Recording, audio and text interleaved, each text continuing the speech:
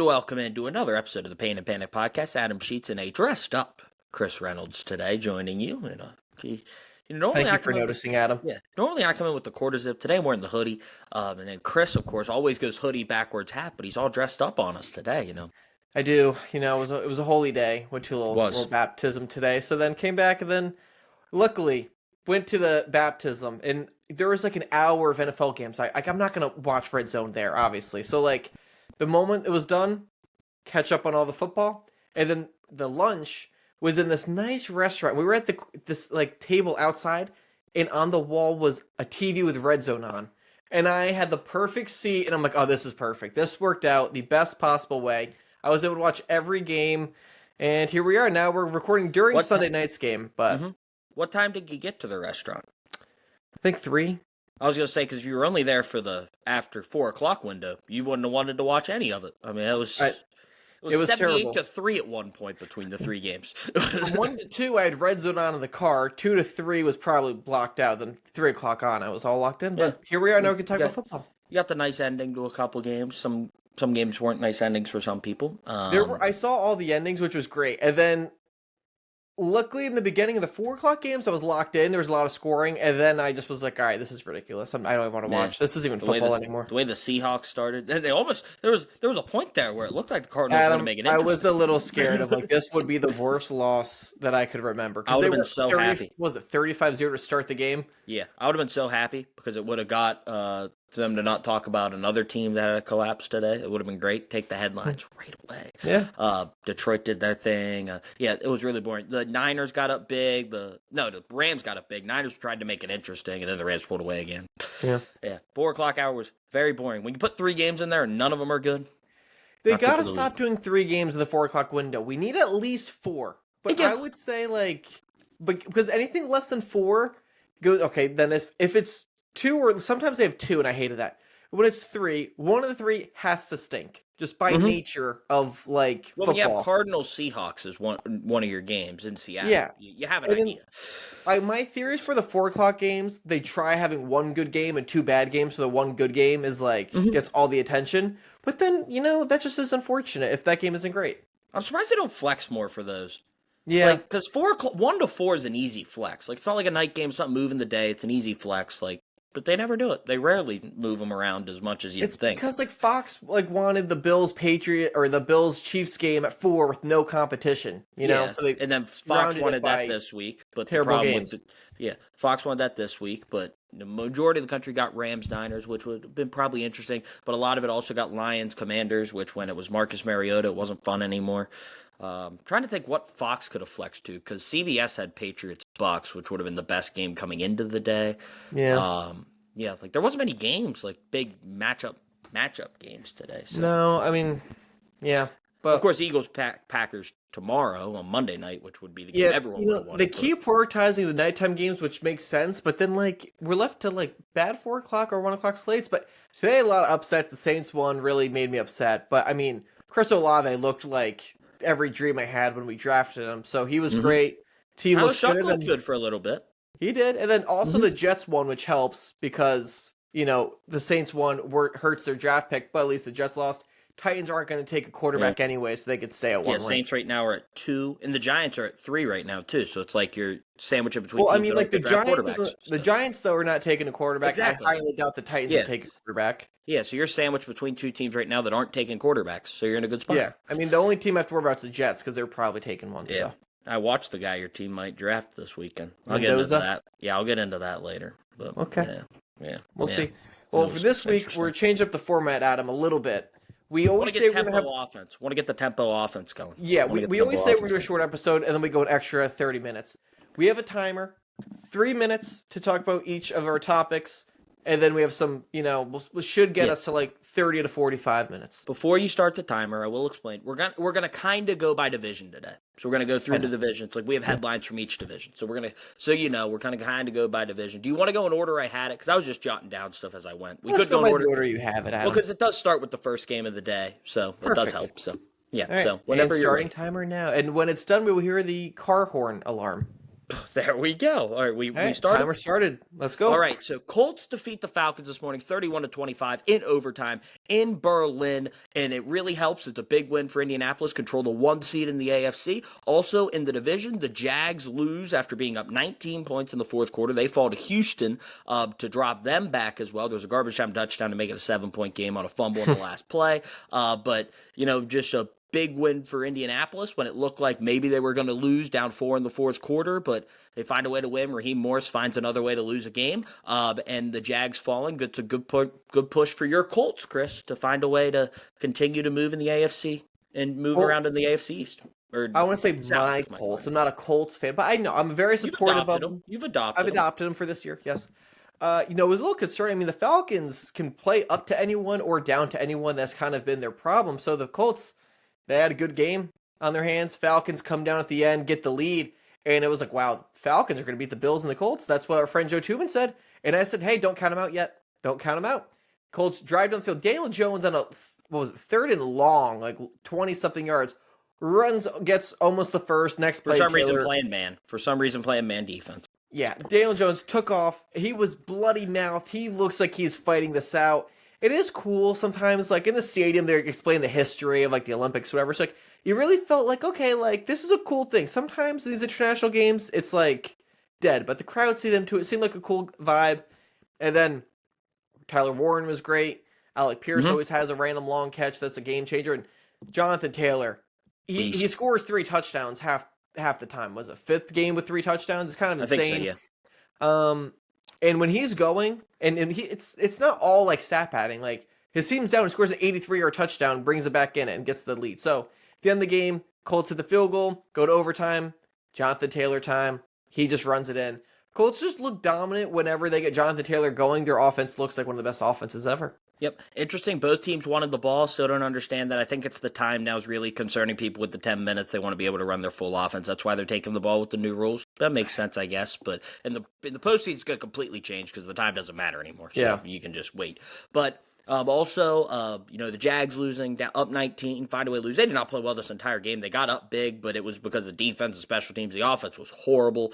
You can tell Liam Cohen might be done with Trevor Lawrence. I don't know how they're going to get out of that contract, so they might be stuck with him, maybe try to go another season. Who knows? But I don't know how they bounce back from that game.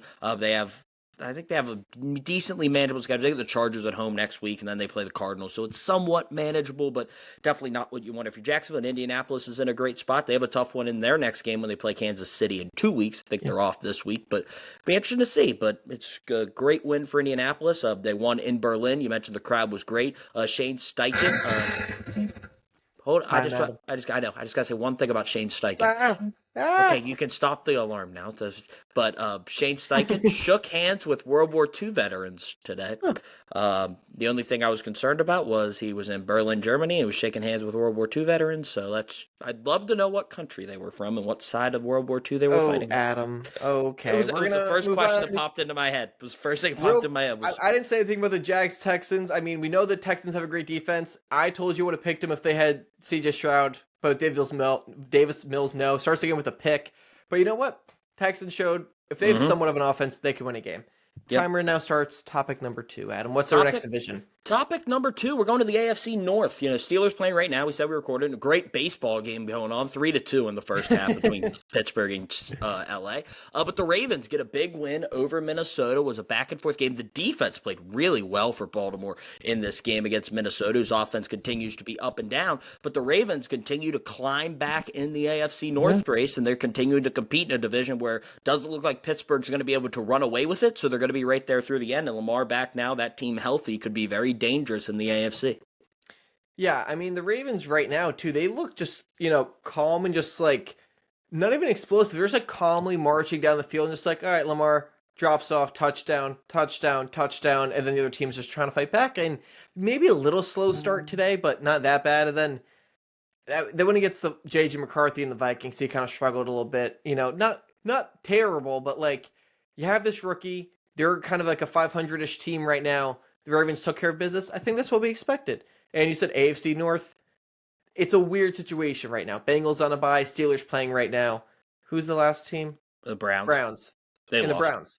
Yeah, Browns lost today to the Jets.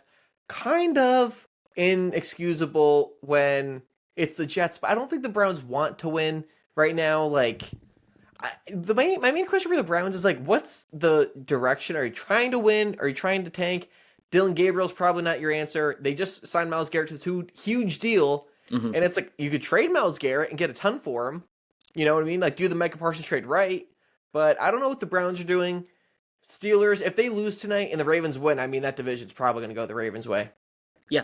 Couldn't agree more. I think the Ravens are in a really good spot. The Browns, as you mentioned, Dylan had some flashes today, but wasn't great. The Jets at one point led this game 14-7, I believe, and they had 10 yards of total offense.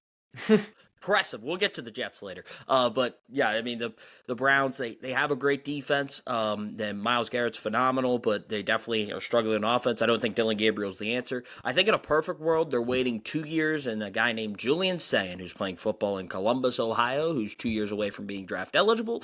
I think that would be their perfect fit at quarterback, an Ohio guy, which would be easy for them to get around. But yeah, it's going to be a really tough spot. You know, Cincinnati's kind of out of it right now. They were off this week, but Baltimore has positioned themselves really well in the AFC North, and they're a team no one's going to want to see. I know they've had their problems in the playoffs, but they're super talented. You have Lamar Jackson and Derrick Henry, and the defense continues to get better throughout this season. So they're going to be a tough out for anybody, and they have a chance to win the division and get a home game as well.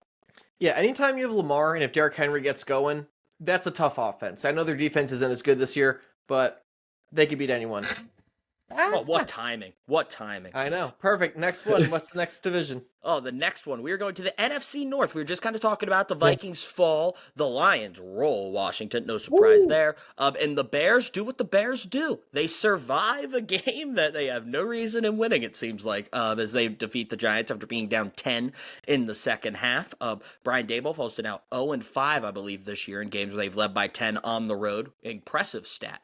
But no, I mean, the NFC North feels... It's kind of weird. You know, Packers are going to play, on Monday night against Philly. The Lions, big win. They get Philly next week. And, it's just one of those where you feel like it's the Lions and, you feel like, the Packers are going to be there too. And then it's like now the Bears are 5-3. So are the Bears going to be there as well? So it's a very interesting division to look at. Yeah. First off, the Lions. I told you last week with the spread, I was like, the Lions, I've said before, the Lions don't just want to cover the spread. The Lions don't hold back. They're trying to kill a team till the very end. They're going to tack it on, get as many points as possible. So I thought they were going to kill Washington. They did. Only thing interesting there, Dan Campbell said he took over offensive play calling duties at one point. He was calling Madden plays. Yeah, a little surprising when you're killing the opponent that, you had some weird coach stuff going on. But Lions offense looks great most of the time. I like them a lot. They just have a tough schedule. They'll have a huge win, then have a really tough opponent. And if they lose to them, it's not that it's a bad loss. It's not like a bad loss because the team is good, but the division is tough, so you kind of have to steal some of those games. Next team we talked about, the Bears I don't really know what to do with because Caleb looks really good at points. When he takes off, he looks so fast. And he'll have some throws that are great, but I just don't trust them at all. Don't really know what to do there. Vikings, I think they're going to, not make the playoffs this year, but you want to see if JJ can be your guy. This year has kind of been up and down for many of the injury, of course. And then the Packers play tomorrow night. They're still a young team. We didn't really hit on the Packers that much, but last week they lost that game. That was stupid. They're a young team. They're still figuring it out, but they're also ready to win a Super Bowl now by the amount of talent they have, and it's kind of just frustrating. So I don't know what to do with them. Bears, tough stretch. Vikings, Steelers, Packers are in there, and I forget the other team they play. I don't think Vikings Steelers is that difficult, honestly. But they just lost to the Vikings division game, so you never know. Then they play Pittsburgh, which is you realize you don't think Pittsburgh's tough. They have a quarterback who never loses to Chicago. So that's the other thing. I'm just saying there's clearly better teams. The Vikings and the Steelers are probably a 500 team. You know what I mean? They're also, those teams are better, might be better than the Giants, who they've almost lost to and things like that. So, it's been really interesting to see. But I think it just gets a little tougher. The Bears have had a favorable stretch, and they've found ways to win these games. And we'll see if they continue to do it and continue to get better. So there's the NFC North. Again, it's kind of hard to talk about the NFC North with the Packers not playing yet. I think they're kind of a big domino in that division.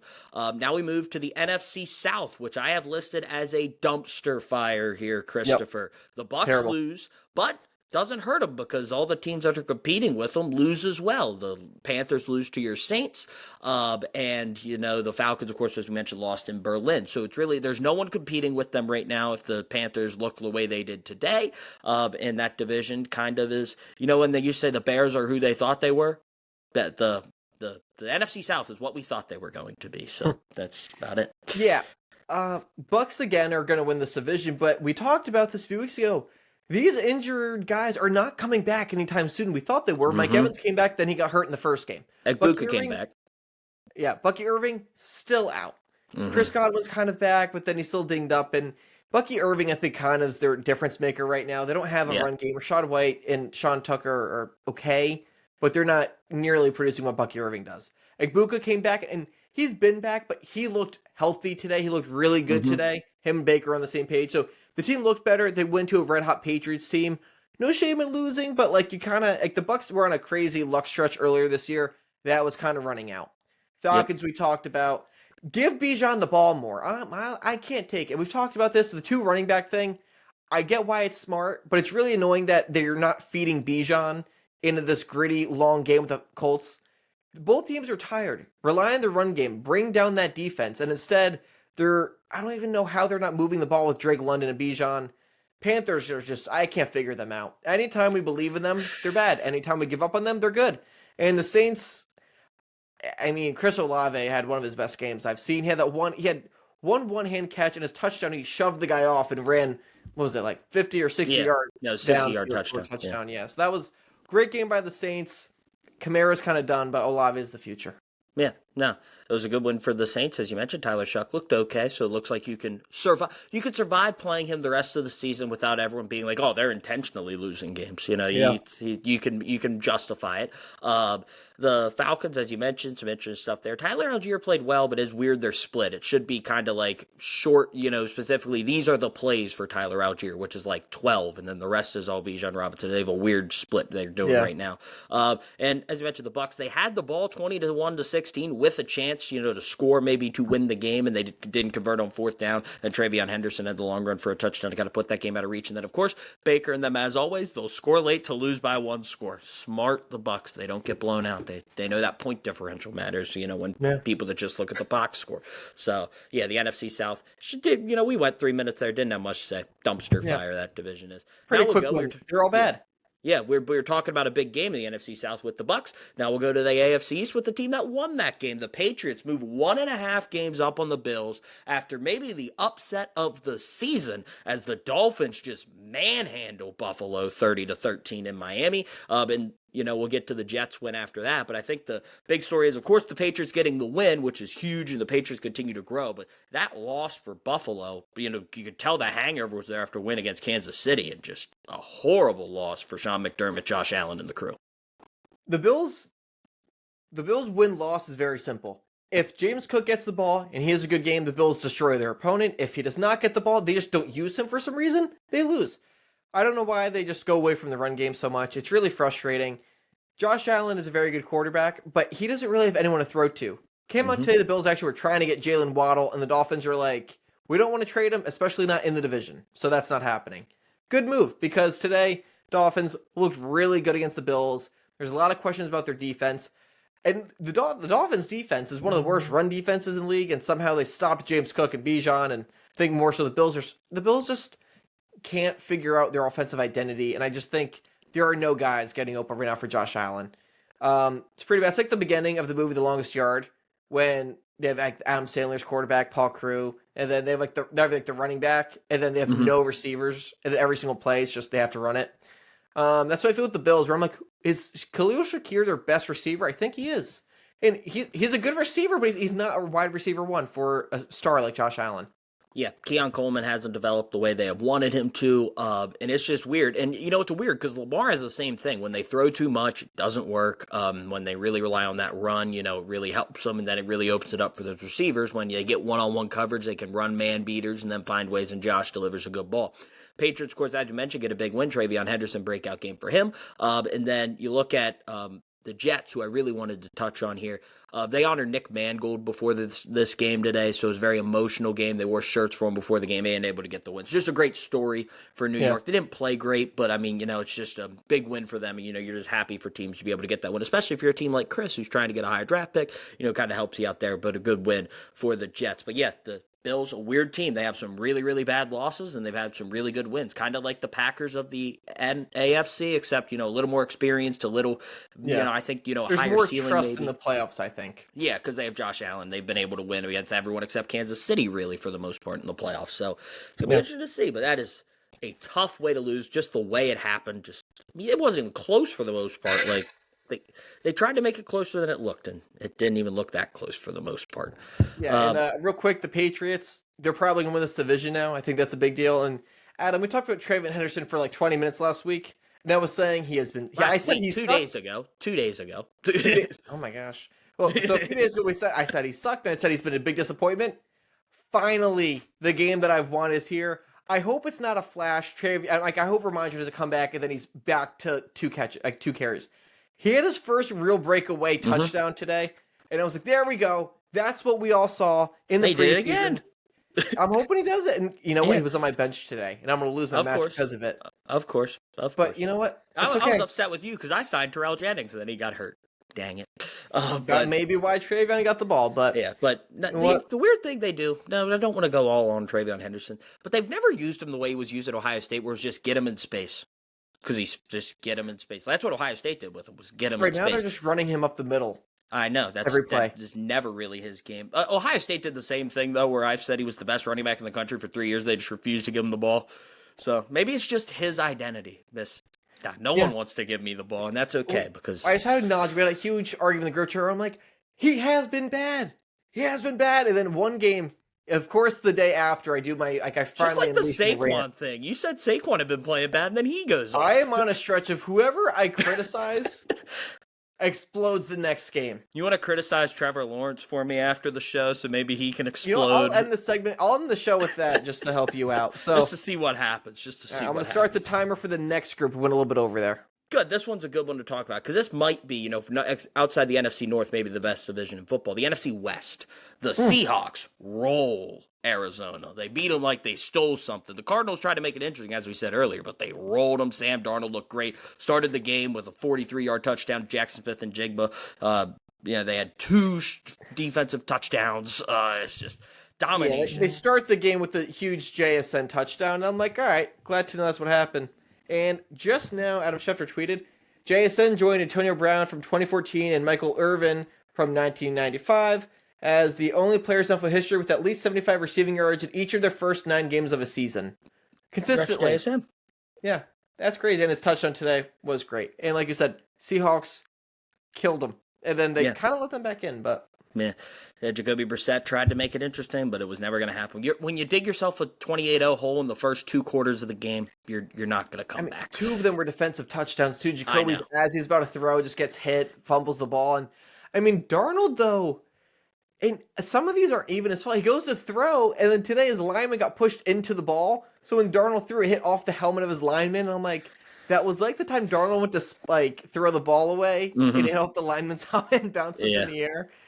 He's kind of gotten lucky with things, but the Seahawks tried letting the Cardinals stay in it, just to make the game more interesting. But they had to. They probably got a call from the league and said, all these games are boring. Someone do something cool. Let them back in for a little bit. The Seahawks last week, they killed the Commanders, so their first half just come out and blow away the other team. Yep, and now we'll go to the other teams. The Rams rout the Niners. They get up 21-0. The Niners did score the next 14 points to make it 21-14. That it was all Rams for there, 42-20. Matt Stafford, another 4-touchdown game, 13 touchdowns and no interceptions over his last 3 games. He has been phenomenal. The front runner for MVP as the Rams get their revenge from that tough loss they had against San Francisco earlier in the year. Bounce back in San Fran and get a big win in the place. I'm not going to say they're going to get there, but it is where the Super Bowl is going to be played this year. Yeah, I think they looked really good. And Puka back, when Puka's healthy, he looks great. I mean, before JSN, he was the runaway receiver 1 this year that everyone was talking about. He kind of got hurt a few weeks, and then now JSN's kind of taking the spotlight. But he's great. And when they're not, overusing him and he's not getting hurt, he looks great with Devontae. That 1-2 punch is great. I wonder if the Rams are purposely trying to get Stafford passing touchdowns, like in schematically, because like Kyren Williams used to be the automatic, like within the 5, it's just Kyren getting the ball, he'll they've score. mastered the goal line fade. They've mastered it. They kind of got rid of the run game in this area, and now it's just. We'll say before we switch, because we can go quicker on the NFCs. Kyren does have a little bit of a fumbling problem, so maybe they're trying to limit that. Maddie's not turning the ball over, so his prime was 2 years ago. Had that amazing season. Last year was good, and then this year probably has been his down had the fumble year. That cost them the game against San Francisco. Yeah. So I wonder if that's just like, okay, Stafford's playing great. Let's just rack up these touchdowns, maybe get MVP, and we'll keep winning. Or if they're just like, they don't trust Kyren. But I think that's surprising.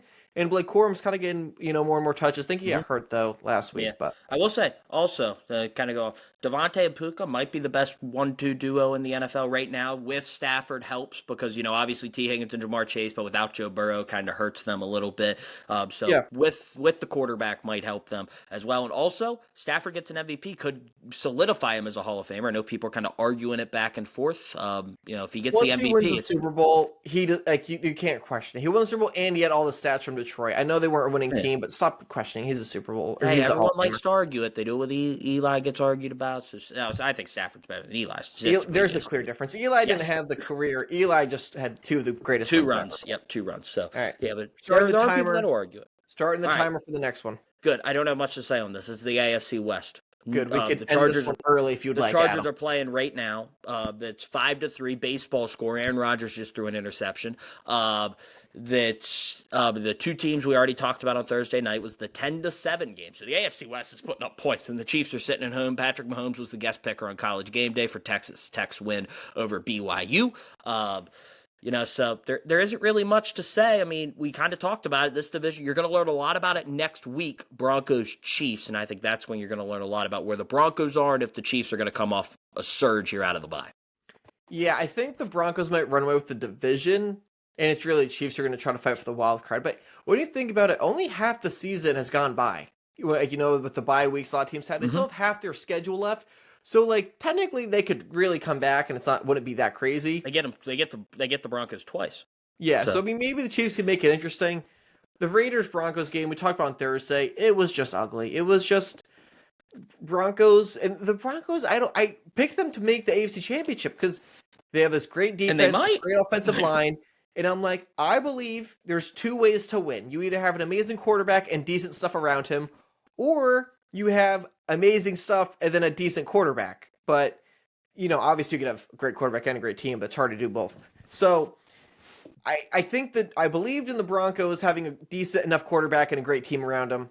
They just can't get it rolling at all. Sean Payton, I will always love his offense from the Saints eras, but he just, right now, they're really hard to pick. Right now, I can't get a vibe for them at all. Raiders are done. Chiefs are probably going to make the playoffs, but, then... Yeah, it's hard to find 7 teams in the AFC right now. It's hard to find 7 teams to make the playoffs in the AFC right now. And the Chargers right now, without Joe Alt and without Slater, I mean, they got Penning in. I think we talked about this a little bit trade deadline. He was bad. He is a bad offensive lineman. However, he is an offensive lineman that was super cheap, and they were like, he's better than no one. He's good on a makeshift offensive line. So yeah. I mean, the Saints really missed on that pick. I remember people telling me, really before I got into any college football at all, and I had no idea, no, that was a good pick. Wasn't a good pick. Offensive linemen are always hit and miss. You never know from college tape how good they're going to actually end up being. It's all about build and then coaching them up when they get there. Yeah. So no, but we're going to find out if Bo Nix is the guy, because that's going to be the one question they have at quarterback, and you're going to really find that out here. They have the weapons. It looks like they have the offensive line. They definitely have the defense. So it's going to be up. Yeah. To them. Our final 5 seconds. My last thought: the fact that whoever gets to the top of the league or whoever takes over MVP. I mean, it's whoever leads as the MVP favorite, Baker, then he has a bad loss. Mahomes takes over. He loses to Josh. Josh was now the betting favorite for MVP. He then loses to the Dolphins. And then it just seems like whoever goes to the top quickly then falls off. That's happened with the teams too. Whoever we think is the best team loses as well. So kind of interesting here. It was the Packers and the Chargers. Then some of that's just the NFL season, but the timing of it is so dramatic. Of as soon as they have this huge win, cliff. We thought that was going to be Seattle. The Cardinals helped them out. I said the Cardinals helped them out. Yeah, we like Seattle, but the other option was the Seahawks. That was or the Bills. Those were like the two teams that were surging high. But all right, move on to the next one. Last one, another one we can go quick on. The NFC East. It's one team and everybody else. The Cowboys were off this week. They made a bunch of moves at the deadline, so we'll see if they work, see if they don't. They try to improve that defense, see if the offense can get them there. I have my doubts. They'll have a good run defense if the guy runs right up the middle. Yeah, they're 3-6-1, I believe is their record, or 3-5-1, one of the two. So they're in a tough spot. They're trying to come back. The Eagles, of course, running away with. Yeah, the Eagles are running away with that division right now. Then the Giants, of course, found a way to lose another 10-point lead in the fourth quarter on the road that they lose. Brian Daboll, probably in his last year, I would have to guess, as the head coach. I think they're going to make a change. I would just have to guess. I like Daboll. I do think he has moments, and I think he is a good coach for, young quarterbacks shaping up a quarterback.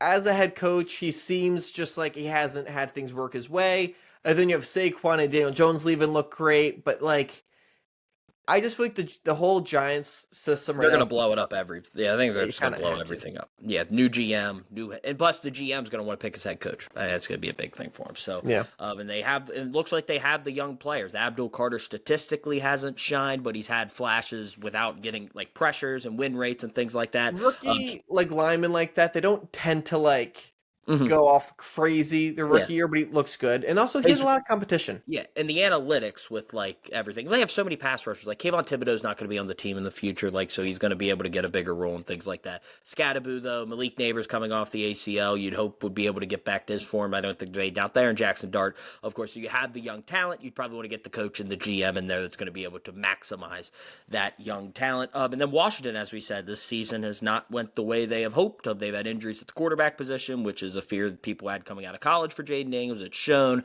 They're the oldest team in the league, and they've kind of shown that they haven't been great. They're probably going to miss the playoffs. They get routed by Detroit today, and it's going to be back to the drawing board for them as well this offseason. Yeah, I think it's clear the Commanders are not going to make the playoffs this year. That's, long gone. Their season's kind of over. Honestly, probably just tank and get a good pick, try to get linemen or something to help Jaden Daniels. Cowboys on a bye. Eagles, we'll see tomorrow. Cowboys, real quick. Jackson Dart got a concussion today. Yeah. Not ideal because he takes so many hits. You really want to try to minimize those things. Russell Wilson came in. He is so bad. It just amazes me every time how bad he looks. And when Jackson Dart's not in, the Giants have no life. Mm-hmm. But next year, like you said, they have a lot of people coming back. I think they can be good. I just think they need to kind of reset around this core, and I think they'll be fine. Yeah, but they're in a tough spot because the Eagles are young and really talented, so they're in a tough spot there with the Eagles' timeline, so it might take a while. But you try to break through, kind of like Washington did last year. They didn't overcome the Eagles, but they were right there with them record-wise. They won all the games they were supposed to win, and they found themselves in the NFC Championship. So that's the blueprint the Giants are going to try to do, and we'll see if they're going to be able to do it. But, Chris, there we go. The tempo offense worked this week. 32 minutes. That's a record. Now, for Pain and Panic, Adam, I'm going to do a minute timer for each of us. Yeah, 12-3 is now the score as they approach the half. So who scored? The Chargers. So they are up 12-3. Grand salami, it feels like. If we're keeping the baseball tones, grand slam to get them there. So, yeah. Well, weekly picks update, Adam. If the Chargers win, I move to 2-0. If the Steelers win, we split this week. We'd split this week. Yeah, so that would get you to 2 games. You're 4 games back coming into the week. So you're either going to be 2 games back or 3 games back. You're 2 games back or no games back, my pardon. Those are the only possible options. So we'll get to see. But let's go into our Pain and Panic of the week. Tempo this week, Chris. Tempo this week. It's been great. You want to go first here for your Pain of the week? I'll go first, and I'll start it right now. Good. My Pain of the week, right here. I have the Bills. I think we know the Bills are going to make the playoffs. I don't think losing is... I think what hurts is... I'm not concerned about their team long term, but it's a pain because you might lose the division or the 1 seed with this loss. The Colts won, that's a big thing for them, and also the Patriots won. So Colts win, Patriots win, Bills lose, hurts their seeding, hurts their division chances. I think they'll be fine. I'd still pick them to beat both those teams in the playoffs, but obviously the Bills have a huge home field advantage. You want those games. Also, seeding-wise, if the Chiefs end up winning the division and the Bills have a better record but get the wild card, they can end up playing in Arrowhead. Don't want that. That's why it's a pain. And also, you want a Jalen Waddle. They said no, and then you had to watch Jalen Waddle and the Dolphins go off on you. And losing to a team like that, unacceptable. Truly unacceptable. The Dolphins may not be super terrible. I think they've played the worst possibly for the first 9 weeks, but this is like, wow, this is what we thought the Dolphins could be, their best case, and we saw that today. Bills need to improve their defense, and I'm going to stop it before that alarm goes off. So, Adam? Yeah, but they're the Dolphins are the talent team that's just not winning games, but they have the talent. You're like, if they win, you're like, I could see it, but it rarely happens. Also, with that trade, they offered a 2027 first-round pick for Jalen Waddle, and the Dolphins said no, they wanted a 2026 first-round pick. Don't know how much. The Dolphins don't have a GM, but if you look at that 2027 draft class, there are some dudes in that 2027 draft. Plus, if you end up somehow getting your quarterback this year, and you find it, if you end up with the number 1 pick next year, or you have another pick to trade up to get him, Jeremiah Smith's in next year's class. You could replace Jalen Waddle with Jeremiah Smith, but they wanted one in this year's draft. They didn't take it, but it worked out. They were able to beat the Bills today. So yeah. All right, Adam, your turn starts right now. All right, so my pain of the week is Brad Nessler and Gary Danielson. Chris, do you know who Brad Nessler and Gary Danielson are? No idea. Okay, so they are the CBS broadcasting crew for college football. They had a phenomenal game to do this week. Iowa, Oregon, 18-16 final score, and horrible weather in Iowa. It was the most Iowa game possible, but it was a great finish. Iowa drives 90-plus yards down the field to take the lead with under 2 minutes left, and Dante Moore leads a great drive, leading to a game-winning field goal by Atticus Sappington to give Oregon the win, 18-16. Phenomenal game, top 20 matchup in college football. Was a great game. So their reward after getting that great game on CBS, there were 2 games they could have picked from, Chris. They could have picked from Iowa USC, which is another top 20 game. Now, Iowa's going to drop down a little bit after the loss to Oregon, most likely, but a top 20-ish matchup if you look at the rankings now. That was one of the games. The other game that was on the docket potentially for CBS to take was 0-6 Michigan State in the Big Ten versus 0-6 Penn State.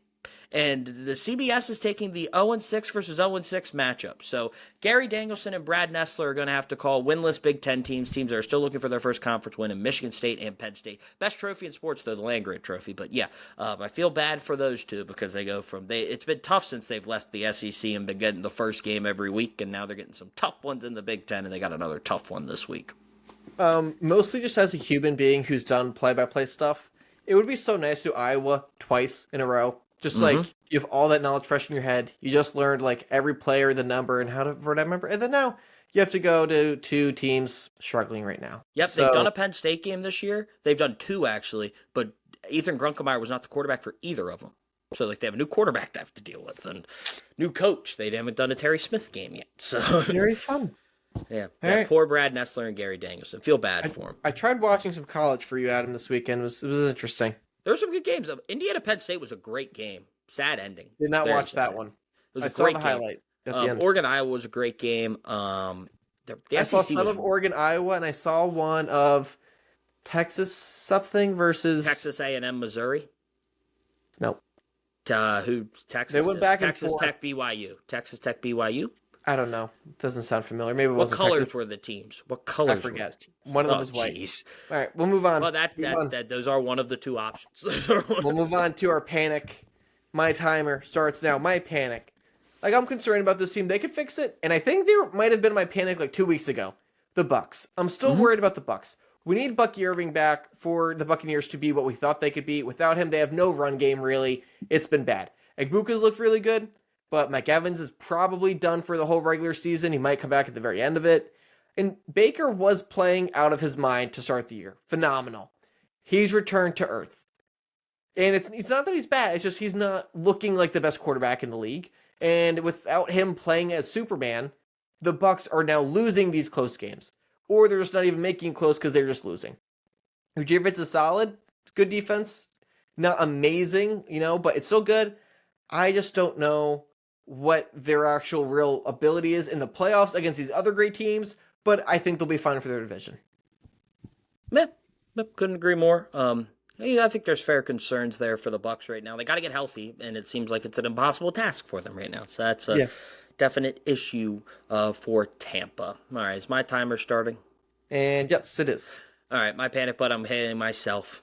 It's been tough, Chris. So I had spent 8 hours in a car on Friday, going to Erie and back to watch State College beat McDowell 41-7. So a great win for our little Lions. They continue to move on in the state playoffs. But Penn State, I was at the game, heartbreaking loss, nearly beat a top 2 team, losing one of the best college catches I've ever seen in my life by Omar Cooper Jr. Somehow getting a foot in to be able to score to get him to win 27-24. Great win for Indiana. The Jags blow a 19-point lead today to lose to Davis Mills and the Texans 36-29. Should be 30-29, but damn, they wanted to score at the end. Congratulations, Houston.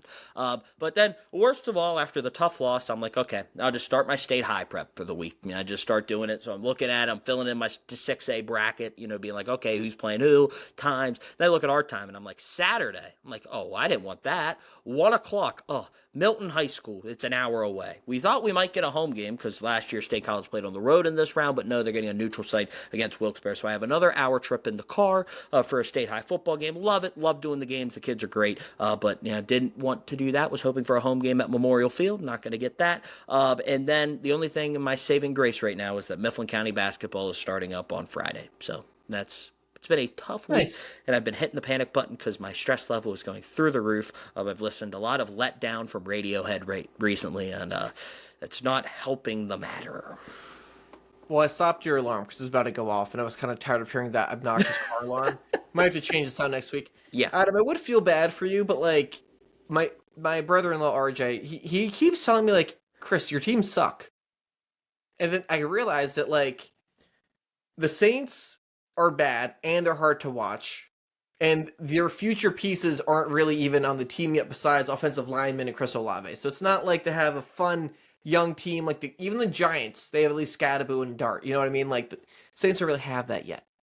The Mets missed the playoffs after. Yeah, but they don't suck. They don't suck. But like they spent all this money. They didn't even make the playoffs. That's the fun part. They're going to spend. At the end. They're going to spend a lot more money this offseason. Yeah. And then he was saying my football team, Penn State, my college team, I mean. Yeah. And then basketball, I can't even can't pick a team because like when you're not born into it, like it's hard for me just to pick blindly because these players move around all the time.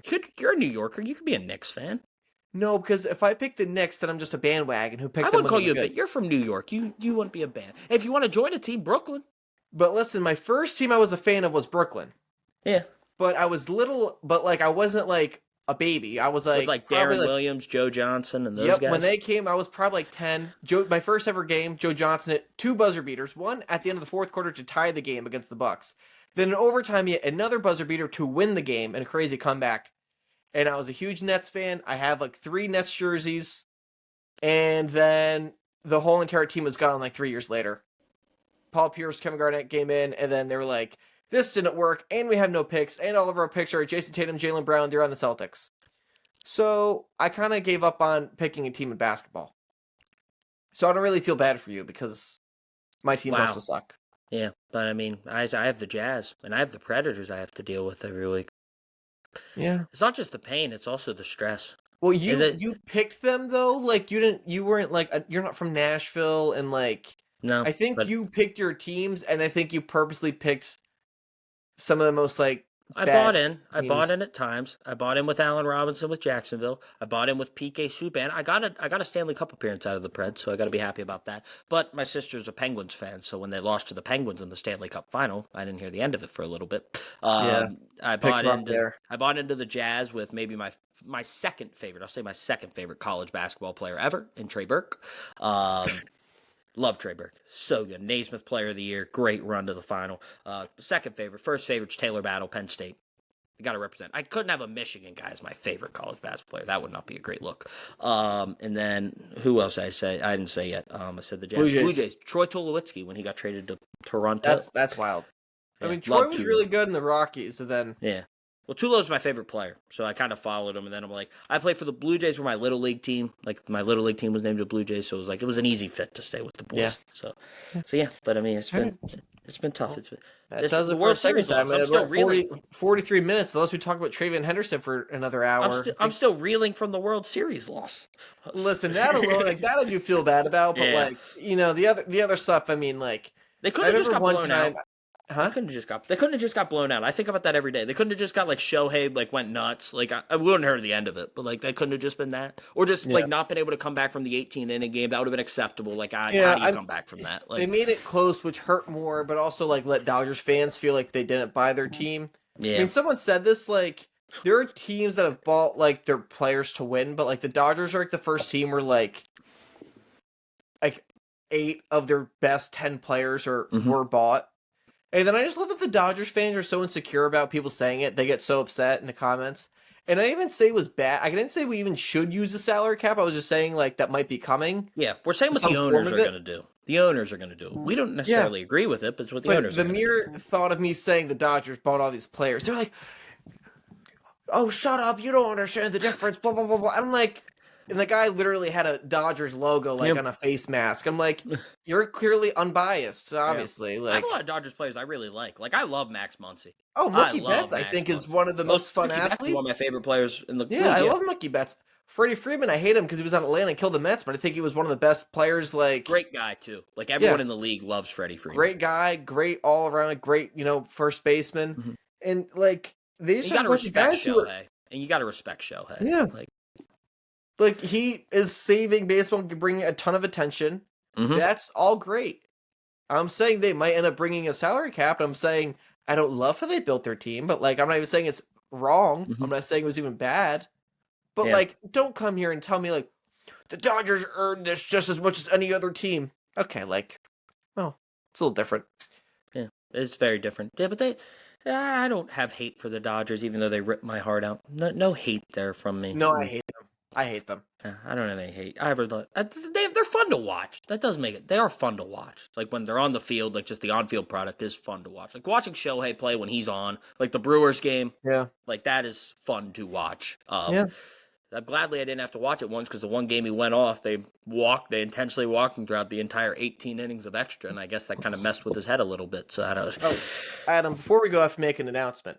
Different posting schedule this week. I will be off back to Disney World. Aww.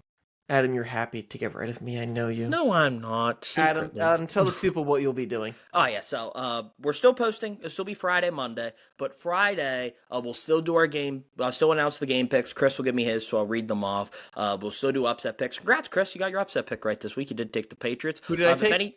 The Patriots to beat the Bucks.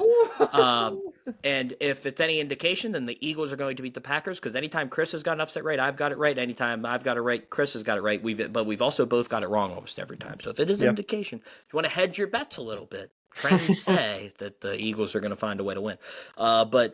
So on Friday, we're going to do that, but we're also going to do, since, Chris doesn't follow college sports as much and I do, I'm going to go in a full in-depth talk about the Penn State head coaching search, as well as talk about Penn State basketball, which tipped off. They're 2-0. There isn't much to talk about, but I like to talk about the basketball team, so we'll talk about that. So we'll do that on Friday, and then on Monday, we'll do the same old. We'll recap the NFL. Might have a guest, no promises yet. Haven't had anything in the works yet as Chris is gone with his girlfriend to Disney. Should be a lot of fun. Should be a great trip for him, but we'll recap the NFL on Monday as usual. And then Chris will rejoin for next week. Yep, and of a small Disney breakdown, going on the new test track for the first time and going as a guest. And when I worked there, I kind of know, different things. You were a big wig. Yeah, you were a big wig. But a big what? You were a big wig. You kind of walked around like I work here. I got power. Now though, I had to book a Disney hotel. I had to purchase a Lightning Lane like 7 days out, and I'm like curious about how this works. And I'm like, this is what it's like to be a normal person traveling to go to Disney. You're gonna be. It's just you and her, right? Just the two of you going, like no one else. Yeah. That'll be fun. It'll be a fun little trip for you and Sada. So great to see there. Yeah, but that's going to be our posting schedule. So it's going to be Penn State on Friday, and then we're going to talk normal stuff on Monday, and then Chris rejoins us 2 Fridays from now, which will be November 21st. Chris will be back for our regularly scheduled game picks and, a Disney recap, hopefully. But Chris, before we get out of here, we do have to make our pick for Thursday Night Football. Since you're here, tough game to pick, Chris. Really tough game. So the Jets are playing on Thursday Night Football. Coming off a win. They play a team. Don't know if you've heard of them. Don't know if you've watched them. They're playing the Patriots. So who do you got here? Real tough, riveting pick. Patriots. Jets. What the universe has told us is whatever team is flying high and whatever guy is going to take over as the MVP favorite, they fall. However, I will not. I was gonna say I will not be choosing the Jets ever again. I think I've made that clear. Give me the Patriots to beat the Jets. Couldn't agree more. I'm taking the Pats as well, but figure we gotta get that Adam, pick in. get weak. Yeah, hey, just copying me. You know what made me upset? I picked the Eagles as my upset pick, but I thought last week, like, do I take the Raiders to upset the Broncos? I don't believe in the Broncos. Would have been heartbreak. Would have just got a cover, which would have been boring. But I thought about when they were up 7-0. I'm like, man, I almost took this team, but I didn't. I've only taken one Thursday night game. That was when the Vikings got pumped by the Chargers. So. Yeah, I'd stay away from Thursdays, and I stay away from any international game where stuff happens. We have a Madrid game next week. We only give Madrid, Spain the best teams. Chris, you want to know who's playing in Madrid? We talked about this last week because we said that Berlin got a good game with Falcons, Colts. They ended up with a good one, yeah. The Commanders are taking on the Dolphins. If Jaden plays, it could be interesting, but he's probably not going to play. He's not going to play. If this was the Commanders from last year, and the Dolphins were having a good season, this could have been good. Yeah, or even the Dolphins this year with the Commanders last year, there'd be a lot of points. Like Dolphins have hung around and made games fun to watch. Yeah, no, this is bad though. Sorry, Madrid. Sorry to Madrid. Your football is going to be better compared to that. Next week, big games. Just got to talk because Chris isn't going to be here. Bucks Bills is a big game. Bears Vikings, of course, divisional game. Packers Giants. Seahawks Rams. There's a huge one. That's gonna be a good one. Yeah, 4:05 time slot, so not nationally televised. Ravens Browns Chiefs Broncos. Of course, we've kind of mentioned that a lot, so that's another big game. So the 4:00 hour looks pretty good. Seahawks Rams and Chiefs Broncos in that 4:00 hour. Sunday Night Football Lions Eagles. Another big one there. And then Monday night's Cowboys Raiders, which is not going to be a good game, but the Cowboys are playing, so the ratings are going to be through the roof. So, well, I'm glad to know that during the day we have some of the best football matchups, and this is like the first Sunday I'm not able to watch. So yeah, the 4:00 hour. It was awful this week, but they're going to get some good games for us next week, guys. So do not worry. The NFC West owning it's another all NFC West week. Niners are playing the Cardinals and the Seahawks and Rams, so all NFC West playing each other. So back-to-back weeks of that. Let's end this before we get to an hour. Dang it! I thought we talked about some Shoresy. I was watching Shoresy with the fam today. I don't even know what that is. It's a hockey show. It's on Hulu. It's really funny. You would love it. It's really funny. Did you watch Chad Powers yet? I've seen most of it. I haven't watched any episode the full way through, but I've seen everything through TikTok. Okay, yeah. So that was to the point where am I gonna watch it because I already know the entire storyline? Well, here's the problem with Chad Powers is they end the season in the middle of the football season. Season 1's over, and it's like he's gonna play this game. There's a huge reveal, and stuff happens. Yeah, they find out that he's the other Russ Halliday. I was trying to do spoilers. Well, Chris, everyone kind of knows if the story that it's a guy who's misses Doubtfire. Yeah. Watch the trailer. You're okay, one of the main people found out he's acting like the coach's daughter, and she's a coach. All right, what now? And then it's season's over. But I'm they haven't shown any football segments since the first game of the season. I want to see some Glenn Powell playing football, pretending to be Chad Powers. That's what I wanted. And instead I'm getting tension of will they find out? And it's fish on me, fish on 3. Whatever. I was expecting a little bit more, and I wanted a longer. I wanted to see a full season of college football. I thought it was gonna make I thought it was gonna be one season, but a Friday Night Lights thing. Yeah, and so they're just gonna drag it out. But all right. Yeah. Hey, but that's what they did their job. You want to see more, and they're gonna give you more. You're gonna have to tune back in for season 2. Everyone I've talked about it says I don't think it's actually good. It's not. For sure, let's watch it. Yeah, it's one of those where it's not good. But let's check it. Let's watch it. You can't dislike it. It's a nice. It's enjoyable. It's not a good show, but it's enjoyable. It's one of those. So it's not true drama. It's got comedy in there. Just like Chad Powers, we're gonna end it here, leaving you wanting more. All right, yep. So make sure to check out the socials. Make sure to subscribe to the channel. Give a like if you want. Talk to us in the comments section. We really, really do appreciate. Let us know if you like the haircuts. Yeah, we both got haircuts. How about that? Didn't no even more mention hair that sticking out the sides with my hat. Yeah, now you're going to be fresh cut. But by the time you rejoin the show, it might be long again. Probably. I'm hoping it's blonde again from the Florida sun. I miss my blonde hair, but Florida's kind of cold right now. That would be nice. That would be very, very nice. But that is going to do it. Thank you for joining us. And Chris is out for the next 2 episodes. We're going to talk Penn State football in our next one, so make sure to check that out. So for my buddy Chris Reynolds, I'm Adam Sheets. Thank you for listening.